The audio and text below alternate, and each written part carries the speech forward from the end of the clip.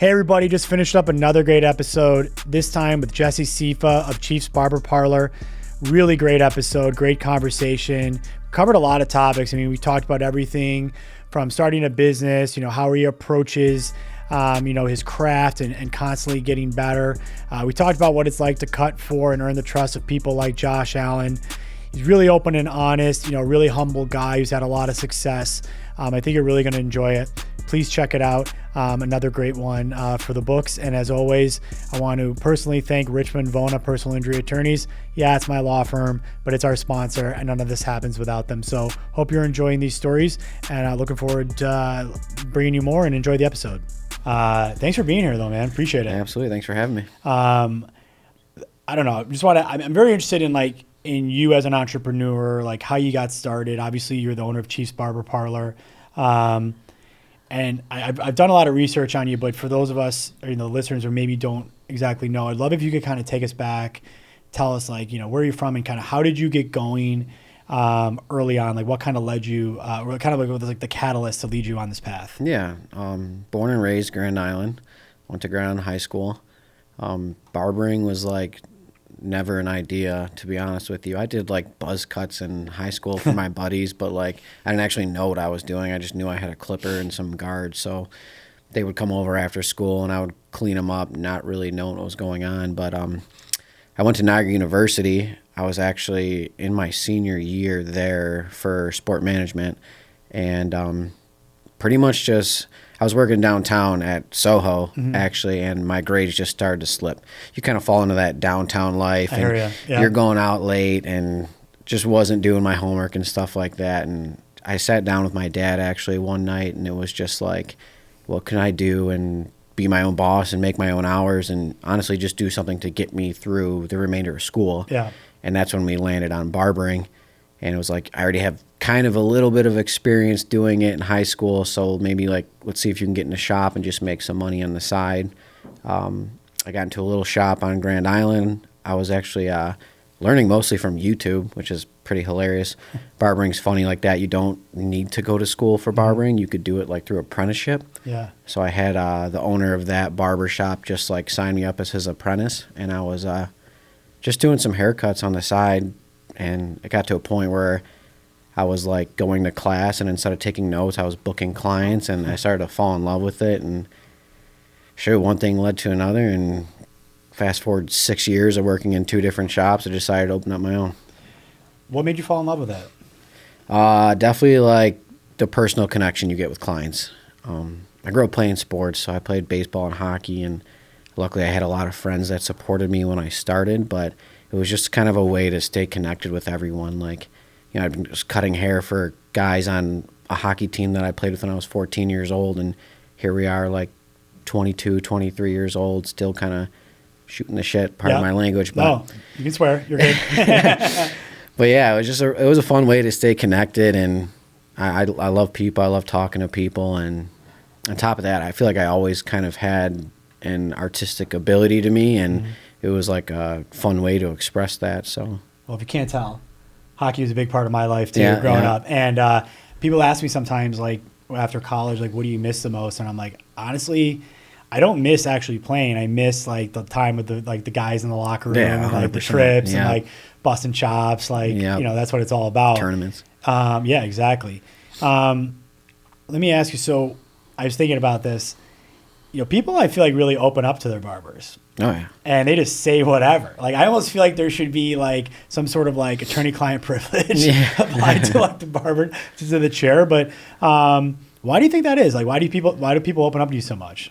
Well, for starters, I probably see my clients more than they see a lot of their families. Most of my guys, I have probably maybe 1 to 2 dozen weekly clients, and most of my clients are bi-weekly, some every 3 to 4 weeks, but usually in that 2 to 4 week range. So it's how often you actually sit down with someone one-on-one in your life every 2 weeks.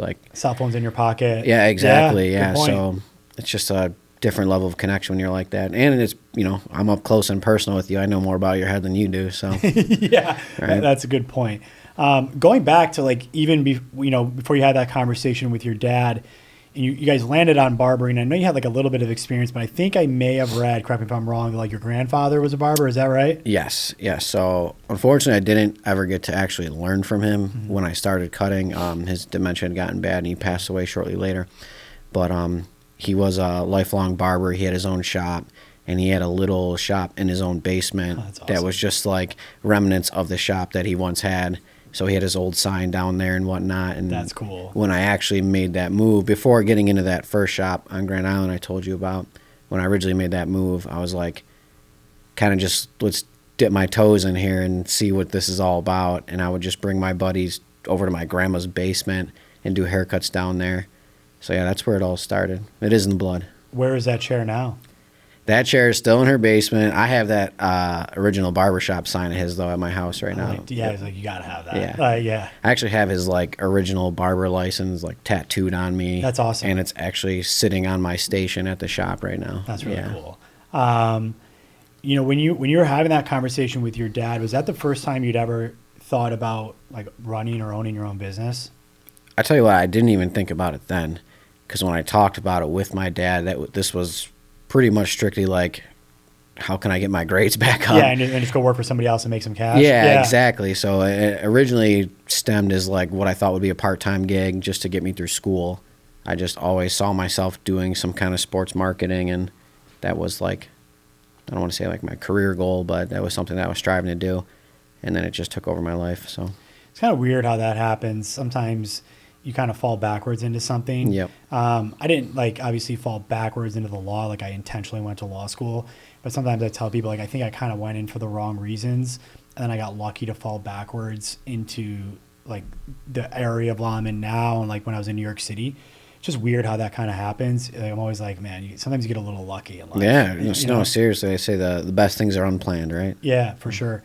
So when you first got started, you mentioned you're like learning on YouTube. Are your buddies like coming over and you're just like, hey dude, like I'm going to try my best, but like, let's see what happens. Shout out to all my best friends that came to me out the gate, because they were not pretty haircuts to start. No one starts off good at cutting hair. It's something you learn as you go. But yeah, I screwed up a lot of heads before they actually started looking good. So shout out to my boys for sticking with me. That's part of it. Part of it. Probably a lot of good stories, a lot of good photos, hopefully. Oh, yeah. So as you're like, you start working for other people and it sounds like you're like, oh man, like I really like this. What do you, how, I guess like, how do you, what was really like the biggest factor in you like becoming like a master at your craft? Was it the apprenticeship? Is it YouTube? Is it kind of just getting in there and doing it, everything all together? I'll say first it was kind of realizing that I can make a career out of it. Mm-hmm. Like when that started happening and I started seeing some of the money that comes in through the industry, then it was like I really started nosediving into it. Yeah. And I'm a competitive guy. I always have been. So like whenever I kind of hyper fixate on things. Yeah.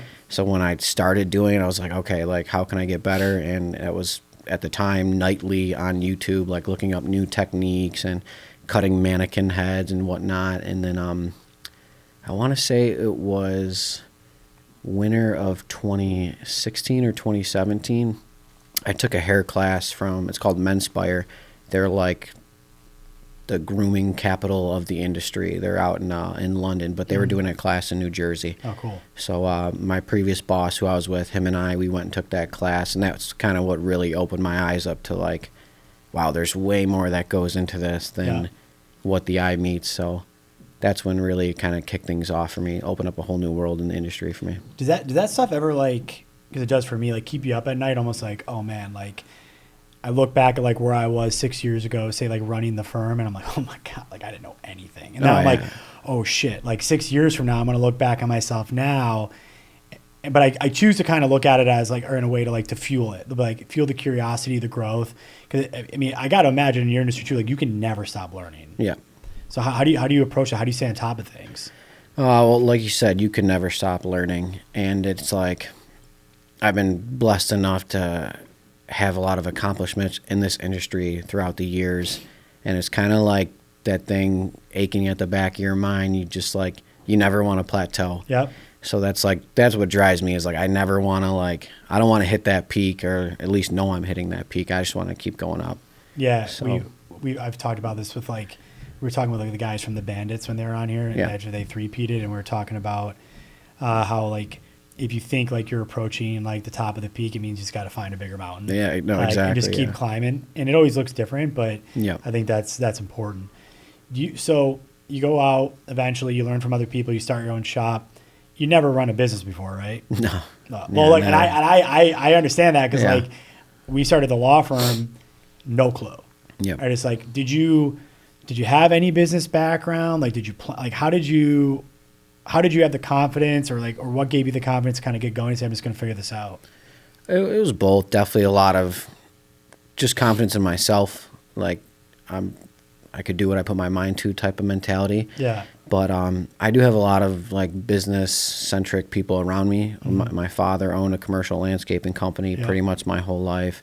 My uncle is Mr. Plumber, Frank's Basements. No kidding, really? So like, he grew that from one lawnmower, cutting his teachers' yards so they'd pass him in history class, and now he's got a multi-million-dollar business. Amazing. So I am surrounded by a lot of business-minded people, so that definitely helps. But I didn't really have any kind of business background or anything like that. See, I didn't either. And, sometimes people are like, oh, well, like most entrepreneurs or like, people like us that own businesses, they'll be like, yeah, when they were young, they had a paper route or they sold lemonade or like whatever. Do you ever think that maybe like it was like, cause you strike me as somebody, because you said you get hyper fixated, right? Mm-hmm. So you're probably hyper fixated on sports growing up. Oh, yeah. Do you ever feel like maybe Still like, yeah, right? Yeah. Like that's like you just get so fixated or focused on one thing that it's like there's no room for anything else.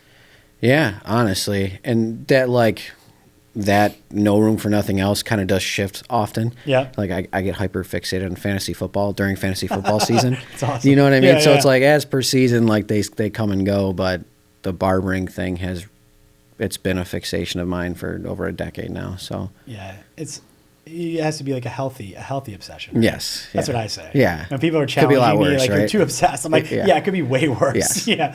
Yeah. So when you first got going, what was it like? Was it scary, or was it you were just like kind of like gassed up, like let's go? Yeah, it was definitely a little scary, but everything happened like really quickly. It wasn't something I didn't plan on ever opening up my own shop. It's just kind of how the cards fell to me. Yeah. And it all happened very quickly. It was like an opportunity presented itself, and 3 weeks later, I say we, my cousin and I co-owned the shop together, but 3 weeks later we were open. So it was like I didn't really have time to stop and breathe and like oh shit, this is scary. Like, but you definitely like you're always nervous to fail, right? But that's what drives you. Yeah. But yeah, it was. I think if you want to call it ignorance, if you want to just say, hey, I'm moving so fast, I'm not thinking about the risks. I think that's actually it's a big advantage. Yeah. I think about that now, like when we started the firm. Okay, like I knew it was going to be hard, obviously, but I'm so excited for it, and especially the challenge and dude, I'm not failing. I didn't realize how hard it was going to be. It's probably a good thing. Yeah, you know what I mean? 100%. Because you don't want to be deterred from doing it. Yeah, and it's like the drive is just not to fail. Yeah, yeah. Failure means I got to go back to school and not make the money I've been making these last few years and actually get a degree. So I was going to ask you, because. It sounds like you're really passionate about what you do. Very. Is it passion from just competitiveness to forming the relationships and wanting to maintain those, or like what is like the core passion that kind of fuels you to like keep going even when it's hard? Yeah, it's everything. It's all the above. It's obviously like I fell in love with the business side of it. I fell in love with the relationships I've made. Mm-hmm. Obviously, it's something special to me because it's what my grandfather's done. I can't point out one thing in specific, but it's just sometimes you feel like you found your calling, and not everyone gets to say that. So I know I'm blessed to be able to say that, but this is it for me. Do you ever struggle with? Because I can tell, you sound like me to a lot of degrees actually, but like the obsession, right? Mm-hmm. Like we said, it's a healthy obsession. Yeah, it's something positive and good, but like. How do you manage it? Like, or do you like is your brain always thinking about it? Yeah, I don't. You could probably ask my girlfriend if I manage it well or not. But I always say, like, my brain, people don't realize about the industry, like, especially when you're booked in the industry. Like, I'm doing haircuts every 30 minutes from 8 a.m. to 7 p.m. all day. and we really don't take breaks. So it's like if I get 15 minutes ahead of schedule, that's when my lunch is. So I compare it to my brain's like a ping pong ball, because not only am I performing a service, but I'm trying to run the business on top of that and conversate with my clients. Yeah. So it's like I get home at the end of the night and my brain is just fried. Yeah. So maybe I'm not managing it that well, but so far it's worked. So yeah, I'm kind of the same way. It's like sometimes when you're, especially you, right? Yeah. So you're listening, you're talking, you're cutting, you're paying attention, you're running the business, you're seeing everybody come in, and you're on all day. Yeah. And so then sometimes like with my wife, she's like, "Oh, tell me about your day." I'm like yeah, nothing happened. And then she's like, I just watched a podcast with so-and-so. What do you mean nothing happened? Yeah. I'm like, yeah, like I figured you'd see it. I was exhausted. I didn't want to talk about it. Exactly. Sometimes you get home and she's asking you questions. They're talking about your day. And I'm just like, my brain is not, and it's nothing against you, sweetheart, but my brain is just shutting down right now. Like, yeah, I totally get it. So I want to talk about, again, like kind of dive a little bit even more into like running the business, because you open up this thing and like, how to cut hair, but like we said, like you're going to constantly learn. But it's a hyper competitive space, right? I mean, years ago, there weren't like really any barbers like you. Now there seems to be a lot, but you've managed to stay on top and continue to grow, like, and earn the trust of some amazing people, whether they're celebrities or not. It's just like earning the trust of people, continue to come back is like a special thing. There's so many things you have to worry about. I mean, you got to worry about the in-shop client experience. You got to worry about marketing. You got to worry about accounting. Like, I mean, how do you handle all this stuff? Just prioritizing the right things. Like for us, it's the environment of our shop. Like we want everyone who walks in that door to be greeted and feel welcomed. And I know just from hearing from clients, things aren't the same in other barbershops. So for us, it's just making sure that we're a client-first business, and we just want to make you feel comfortable. Is it just you and your cousin in the shop? No, there's 6 of us. Okay. Yeah. So how do you, when you're looking for somebody, I mean, obviously, like the client experience, like that comfort level is huge, right? It sounds like you're like, this is what makes us unique on top of, our skill set. How do you ensure that, people who don't have like a business ownership interest are, carrying out that level of like commitment every day? Truthfully, we hired solely on personality. Smart. Because I could train you to be a good barber. I can't train you to be a good person. So actually, one of my favorite interview questions we ask is, how's your relationship with your mother? How's your relationship with your family? And getting that response, you could really judge someone's character well. But Nate, my cousin, him and I were super blessed to have the guys that we do have in the shop, because Bradley will attest they all are very, very good people. Yeah, Brad, I mean, he's talking about Brad Gelber, and Brad's sitting over here on the couch quietly. He set this up, and I appreciate it. But like, yeah, he's told me about that, right? And I think that's impressive, because it's easier said than done. Yes. Right? Especially because you guys show up every day. Everyone's got stuff going on in their lives. You had a bad day, a bad night, whatever it is, right? The Sabres suck, not anymore, thank God. But whatever's got you in a bad mood, you got to like turn that off, and you got to like, turn up the energy. What do you think? Do you ever think about like the way the shop is set up, or like the layout, to like kind of like, how do you kind of ensure outside of like the interaction that people have a really great experience? Oh, that's a great question. I don't know if I have a great answer for you for that one. Well, I'll give you an example. So I feel like guys like you are really clean. Yeah. Right? It's like, it seems like a small detail, but I remember, growing up, I've been in different barbershops, and like some of them are like dirty, and you're like, it's weird. Yeah. You know what I mean? No, we definitely are a super clean shop. All the guys they're clean. All their stations are clean. We have a cleaner that comes in weekly to upkeep that. But quite honestly, I've never really experienced a dirty shop. Every shop I've worked at thus far has been clean. So I was kind of lucky enough that was like a standard that was set for me early on in my career. But yeah, I'd say all our clients would attest to that. It's a very clean environment. Is it exhausting being on your feet all day? Oh yeah, way more than people understand. Like I was thinking about that. I'm like, man, like these guys stand up all day. Yeah, it doesn't sound like it, because we're not like laborers, but it takes its toll on your back. You come home with swollen feet pretty often, and your joints don't feel too hot. But just making sure we're all staying healthy. And Yeah. I'm actually on a little weight loss journey myself right now to Yeah. prevent those swollen joints down the road. Yeah. I don't want a hip replacement. You're a before young I'm man. 40. Yeah. Get on it now. Yeah. Yeah. Once you pass 40, trust me, it becomes harder and harder. Yep. When you pass 50, right, Brett? It's even harder. Brett's got the drinking from the fountain of youth, though. Like, so you don't even know how old Brett is. So when I want to go back to about like you staying on top of your craft and kind of the competition in the industry. So I got to imagine like you're competing with other barbershops, but do you also think about yourself as like competing with salons, and have you taken steps? Because I think sometimes people are like, okay, well, I go to a barbershop if I'm saying it the wrong way, like because I want to fade or I want, whatever. But like, Yep. I feel like you can probably do it all. So that is one thing that our shop is known for, is we are a do-it-all barber shop. We are like a one-stop shop for men. A lot of shops are known for doing fades or doing designs, and other shops similar to salons are known for cutting longer hair and scissor work and stuff like that. That is something that I make sure that Nate and I train all of our barbers. We actually teach scissor cutting courses. Really? Because that's something that isn't very popular in the barbering industry itself. You'd hear back in the day, a lot of like men with longer hair would go to the salon, or even if they had longer hair on top, they'd have a woman cut it, and then they'd go to the barber shop and get their fade. Yeah. So that was something that we wanted to be able to accommodate everybody. But yeah, we do hold classes, and a lot of local barbers will actually come to our classes.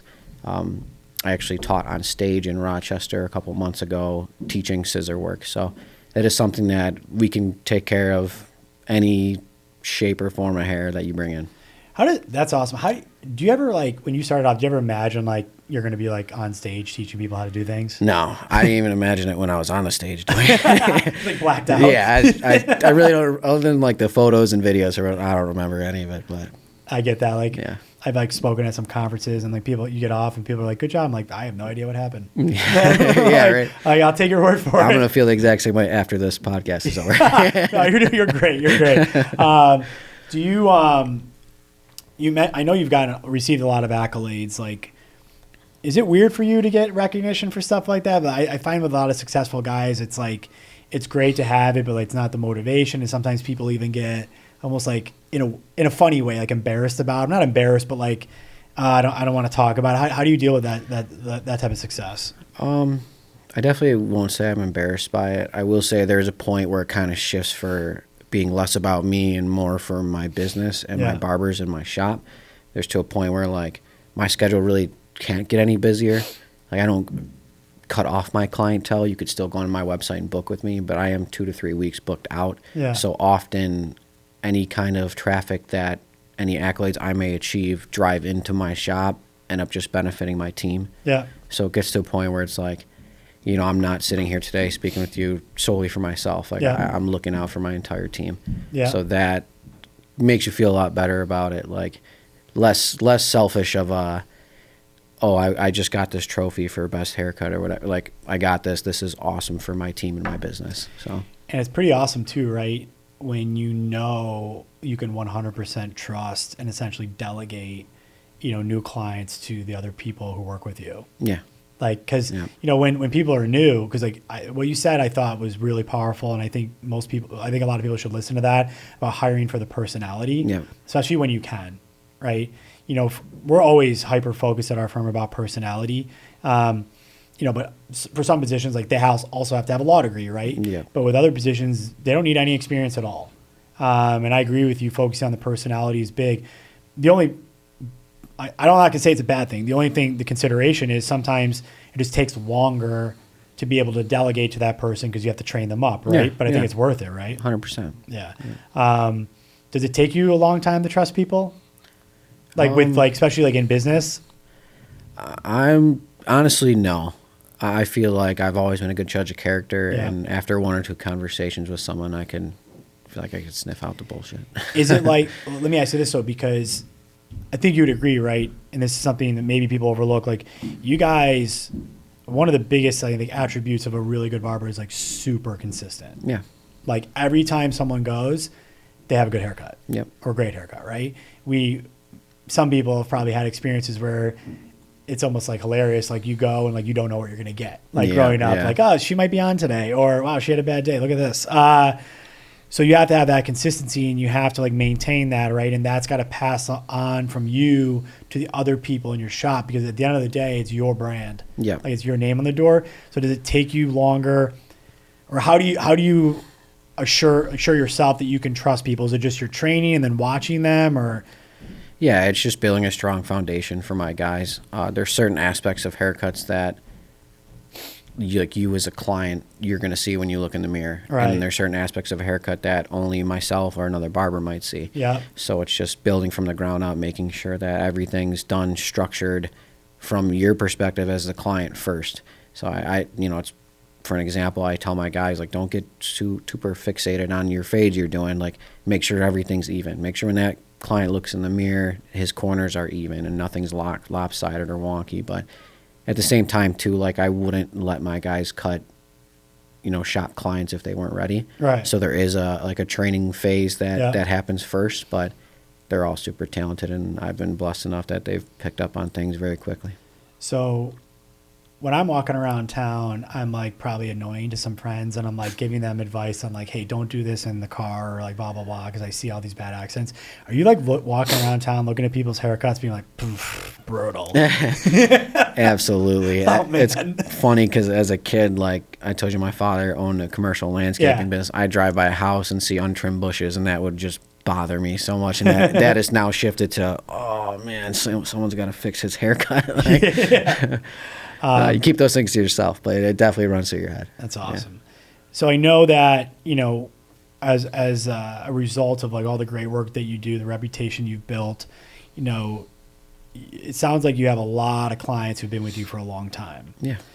That's got to feel good, man. Like that's got to be pretty cool. Like, I mean, that's like, I think like, I don't know, as a guy, like, I mean, you want to really trust your barber. And if you keep going back, it's like, it becomes like a fun thing. You get to go have a great conversation, but you're going to feel good, look good walking out the door. And I think that's pretty important. It's probably the best, most rewarding part about the industry. You can quote this if you want. I always say, your first experience with me, your customer; your second haircut, your client; your third one, you're my friend.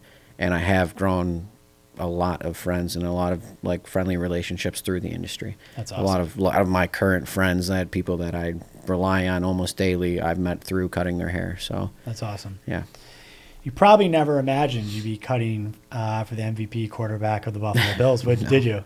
I never imagined I'd be cutting hair for a living in general. So, so that especially, no, I did not. How did that come about, starting to cut for Josh Allen? I started with one of the strength coaches on the team.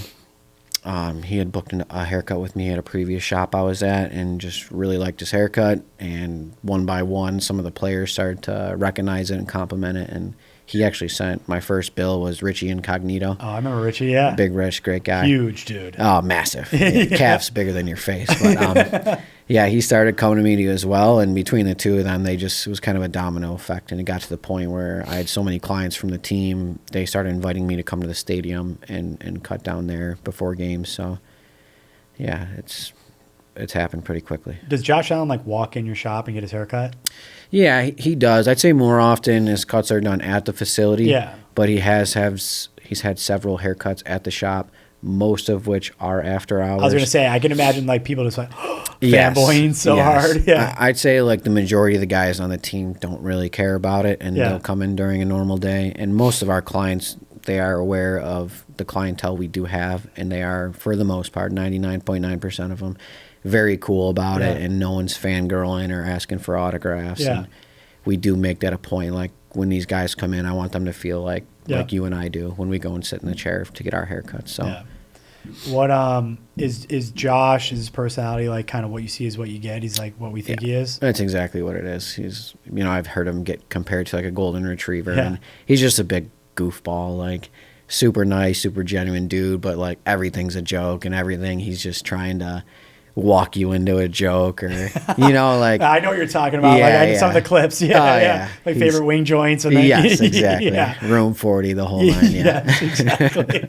That's awesome. It's rare, I think, to have guys like that, and that's got to be cool. I mean, it must be cool, like even obviously you form a bond, your a friendship with him and getting him to see out there. It's gotta be cool watching the games, knowing that like, I know these guys. Yeah. I compare it to like in high school, like if your girlfriend came to watch you play sports, she wore like your away jersey at your home game or something like that. Not that I'm wearing their jersey, but it just feels like I'm going to watch my buddy play varsity basketball. You know what I mean? I played hockey, baseball, but we'd go to the football games, we'd go to the basketball games and support our friends out there. And it kind of feels like that. Like they go down on the field and they get injured and you're like, it's a whole new level of like concern about them. You're like, oh man, like I hope they're all right. And it's a cool experience though. Yeah, I think Buffalo's unique in the sense that, most of these guys play in really big markets, really big cities where it's even rarer to see them out and about. Yeah. But this is such a small community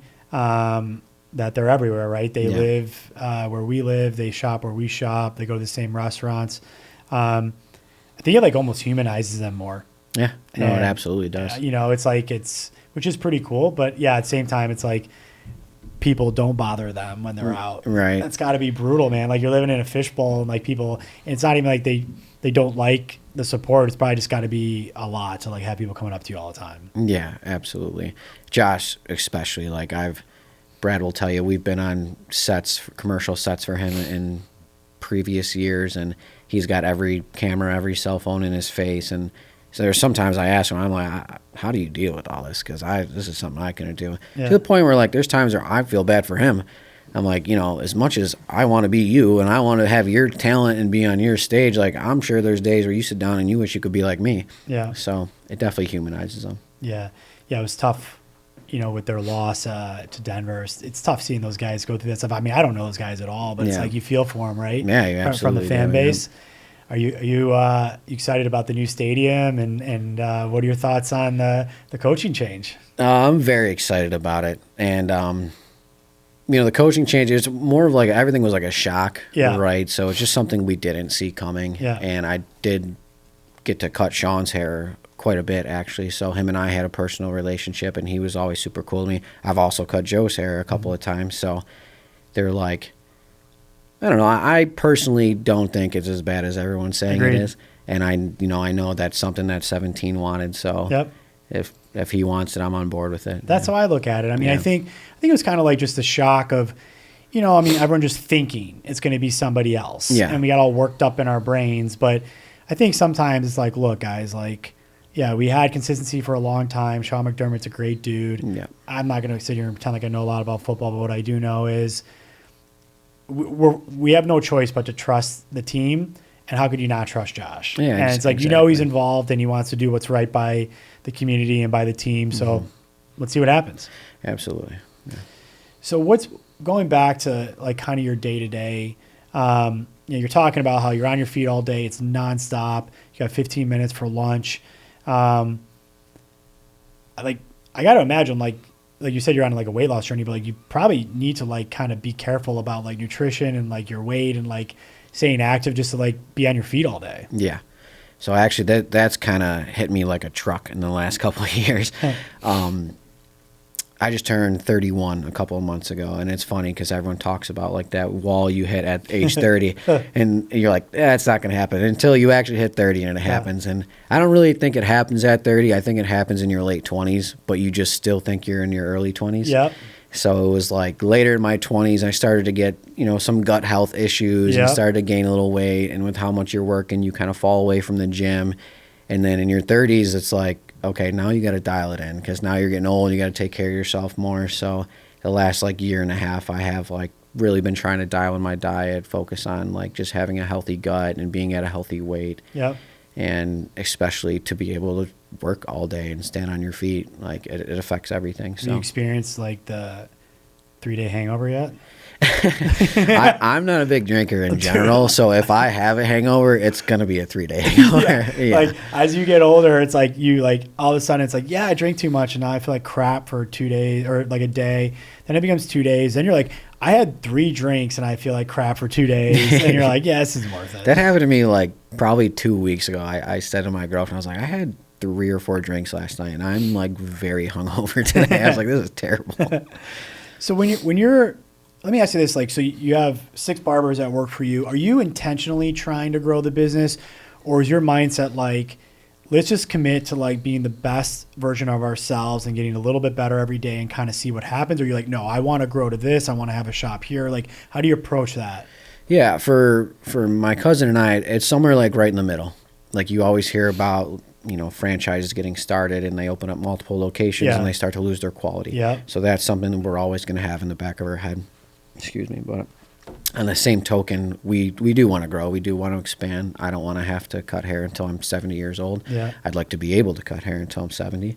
But, him and I, we both obviously want to grow the business and save for retirement. Yeah, for sure. And work less behind the chair and take less stress on our bodies. But so when you, and there's no doubt it's going to happen, when you're able more and more to, as you grow the business, you get a little bit more control over your schedule. Like, okay, maybe I don't have to cut as much, or are there things that you're like, hey, if I didn't have to cut as much, and I mean like with the business, you're like, I could spend more time doing this and I really like doing that, or like, do you ever think about that? Or is it just more like, I'm not going to cut it, I'm just going to have more personal time? Definitely more personal time. I don't have children yet, but I'm big sports guy, so I really love to coach Little League someday. Oh, that's awesome. So that's pretty much like what I'm working towards right now. So when I have children at 5 o'clock, I can get home and coach a Little League baseball team or something like that. No, dude, I think that's actually admirable you think about it that way, because it's one of the hopes, right, of like running your own business is that if you do have kids or you're just helping other kids, that you can be there for them. Yep. Right, that you actually have the time to do that. It's sad when moms or dads can't do that. Very, yeah. And I was blessed enough to have a father who did coach me in Little League and who did play a big role in my life growing up. And we're Italian, so a real tight knit family, close cousins and stuff like that. Sunday sauce every week at my parents', but it is something I'd like to continue that with my own family down the road. So. That's awesome. So we were also talking a little bit about competitiveness. I know you're super competitive. Overly competitive. I get from it. what I'm told. I get it. How do you think about marketing your firm? Like, how do you think about knowing you want to grow it? How do you do it? Is it just organically through the people that your current clients and word of mouth, or what's your approach to, especially like social media, or like what are your thoughts on growing the brand? I've always said, and I still believe, that word of mouth will always be king, especially in a city like Buffalo. For sure. Everything is close-knit. Everything that seems to be successful is family-owned. So we definitely focus on that. And, for example, like actually when I started in the industry, what I would do is I would tell my clients, every 3 guys you could send in to me, I'll give you a free haircut. And then you get a hold of a couple frat guys that want free haircuts, and you grow pretty quickly. Yeah. But I'd say, we ask everyone when you walk in the door, if you're new to our shop, how'd you hear about us? And more often than not, it's social media, or it's so-and-so's a friend of mine and told me about it. So those are 2 things we really hammer down on. We do a lot of social media and just encouraging our clients to spread the word for us. I agree. That is true. Like, there's no better way to earn a new client's trust than them hearing from a current client. Yeah, absolutely. Yeah, that's huge, especially in Buffalo. And you can really, I'm sure spread like wildfire doing that. And I'm sure if I was in a different city, I would have to find other methods of doing that. But Buffalo is cool like that. It's smart too. You can convince guys like, we need to go super tight, so you're gonna have to come every week. Yeah, right. I wish I don't want people to get in accidents. No, but we just feel we're a little cocky about what we believe we can do for them apart from our competition. I'll just say that. Yeah. What is maybe something that has surprised you that you didn't foresee running the shop? It could be, whether it's winning awards or the satisfaction you get from clients, or, I don't know, like maybe a brand deals. Like, what are things that maybe you didn't even think about that like kind of popped to the top of your head? That's also a great question. I'm not like super big in the whole manifestation things, but, a lot of things I have visualized. I have visualized me having some kind of role in the Buffalo sports world. And, as a kid, that started with, I wanted to play for the Buffalo Sabres, and it turns out I'm just cutting hair for the Buffalo Bills. But one way, shape, or form, I feel like I have visualized a lot of this happening. I can't say anything has really surprised me too much, to be honest with you. I'm surprised how quickly we grew. Yeah. I didn't expect that. When my cousin and I opened, it was like we kind of expected regression. It's like, you know, we're not going to be at the same shop we've been in for 6 years. Like, there is a chance some clients don't follow us. Like, we have to prepare for stuff like that. And it was actually quite opposite. We both were right out the gate. We were busier than ever. And I don't know if that's luck or just a blessing from the Lord above, but yeah, that's probably what shocked me the most, was how quickly we were able to grow the business. And yeah, we said, like, we wouldn't hire a guy until both of our schedules are full, and then we wouldn't hire a second guy until his schedule is full. And in our minds, we're like, okay, maybe by year 4 there'll be 4 of us in there. And you know, we're going on. We just hit year 4. There was 7 of us. One of our guys actually moved down to Houston, but yeah, we're at 6 guys, and you know, we don't have a lot of time for walk-ins. Yeah. So we're a busy shop. So I'd say it's probably what shocked me the most, was how quickly we were able to do it. Does that ever stress you out, the rapid growth? Yeah, it does. Yeah, because that's one thing I never thought about. You're like, yeah, want to grow super fast. It'll be super exciting. Yep. And then you're like, oh shit. Well, it's something my dad and uncle, like I said, both being businessmen, they've, you know, too big, too quick. That's something they've put in my ear. So it's definitely something I want to be able to sustain.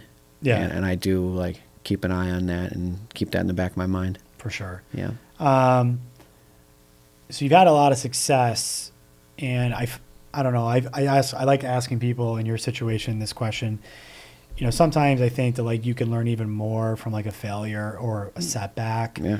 Is there, like, something that didn't go right, a failure, a setback, whatever you want to call it, that you're like, you know what, that really sucked when it happened, but kind of a blessing in disguise because it helped me in a certain way? Yeah. Oh man, I got a good story about that. I don't want to throw anyone under the bus though. You can keep people anonymous. I had. No, I can't say. That's okay. Fair enough. No. I'm trying to think of something good for you. Anything that pops in the top of your head? Give me small. Something small. A failure. I mean, we've had a couple of pieces of clothing that we've come out with that did not hit at all. Well, yeah. How do you learn from that? I mean, because that's got to be like, you know, just think about that. I mean, that's, you know, look, like you're like, hey, we're going to put this piece of clothing out. We're proud of it. It's cool. Then it flops. It's like kind of a gut punch. I'm really trying to get you something good here. Okay. I can't think of nothing for you. It's okay. And I don't want to sound cocky, like, oh, this guy doesn't fail at anything. But I'm blanking right now. Well, you gave me an example. Yeah. So you have your own clothing line? Yeah, we sell apparel through the shop. Nothing crazy, just like marketing stuff. Actually, I'm wearing one of them right now. That's cool. That's fun though, right? Yep. You never thought you'd have your own clothing line? No, I definitely didn't. Actually, as of yesterday, and I don't know if I could say it yet because I don't know how official it is, but we are actually doing a collaboration with 26 Shirts and Bill's Mafia. Awesome. So that's a pretty cool stepping stone for us. Wow, we have an official Bill's Mafia collaboration. So that's unbelievable, man. Stay tuned for some of our hats coming out in the future. That's awesome. It's gotta feel surreal at times. Yeah. Like really growing up as a kid, being a fan, and then like, holy shit, all this stuff is happening. But it's like you work hard, you do the right thing, and then things start falling into place. It's weird. Yeah. You reap what you sow. For sure. Right? That's something I've lived by my whole life, and just try to be good people. So at the end of the day, what do you want to be known for, you know, down the road when you're 70 years old and got all these young guys working for you? Like, how do you hope to like be remembered or looked at as like a mentor or a boss or a leader? A good friend. Yeah. Yeah. I have a lot of relationships. I have a lot of friendships. I know a lot of people don't have as many friends as I have because of the industry I'm in. And when it's all said and done, if I was a good friend to my friends, I'm pretty satisfied. That's a great answer. I got to ask, like, what do you think makes a good friend in your mind? Being there when they need you, being there for the ups and downs, being trustworthy, just staying in contact with people. Yeah. I have a lot of friends that have moved away, or I got one friend who's in the military, and him and I actually just got off a 2-hour FaceTime the other day, checking in on one another, and just being there for someone in the tough times. Yep, it's awesome. Yeah. All right, I got a little bit to round things out here. Just a couple rapid fire light questions. Sure. Favorite Buffalo restaurant? San Marco. Dude, great pick. Oh, yeah. Dude, there's a lot. Okay, I'm going to get off for a second. I'm a foodie, by the way. Dude, I live pretty close to San Marco. There's a lot of people that don't know about San Marco. Yeah, let's keep it like that. Yeah, exactly. Like, Brett, cut that out. Can I give an honorable mention real quick? Yes. Fairbanks in Lewiston just opened Awesome. up. Been there. Yeah, fantastic. I'm told that used to be a McDonald's. Oh, I didn't know Back that. in the day. My wife told me that. That Really? place is awesome, owned by the people from Billy Club. Yes. Yeah. Yeah. Actually, one of my clients is their head chef, Matt. Great spot. Incredibly talented chef. Go check out Fairbanks. Lewiston's a nice little town. It is. It takes a little while to get there. Yeah, I always joke that I'd like to retire out there. Yeah. You know, it's so far away from everything, but Yep. it does have everything you need and all the food right there on Center Street. Yes. It's like the best mile strip of food, I feel like, in all of Western New York. Agreed. And actually, if you think about it, it's like one of the best walkable areas. Yeah, where you can pop absolutely. into shops, restaurants, bars. It's all right there. Yep. It's a good point. What's something that people don't know about you that they may be surprised to learn? I don't call myself a nerd, but I was kind of a nerd growing up. I was in all. I was a nerd. I love it. Yeah, smart classes, that kind of stuff. I stutter a lot when I speak, so people hear me talk today. Yeah, I was like, sometimes you might hear me talk, or my brain sometimes takes a little longer to just formulate a sentence like it is right now. So I do sometimes come off dumb, but I've always been a high honor roll student my whole life, Dean's List in college. So that's probably something that most people don't know. I love it. Yeah. I'll throw this one in. It's kind of cheesy, but I got to do it. What's your favorite wing place? Barbell. Honorable mention to Wingnuts. Okay. But Barbell for sure. Fair enough. Yeah. Dude, this has been awesome. Thanks for your time. I appreciate you, man. Thanks And for where can having me. people find you? We're at 1567 Military Road in town of Tonawanda. You could book with us online at chiefsbarber.com. What are your social media handles? Our shop page is Chiefs Barber Parlor. My personal page is barber.chief. Awesome, man. Thanks, man. This is great. Thank you. Appreciate it. Yeah.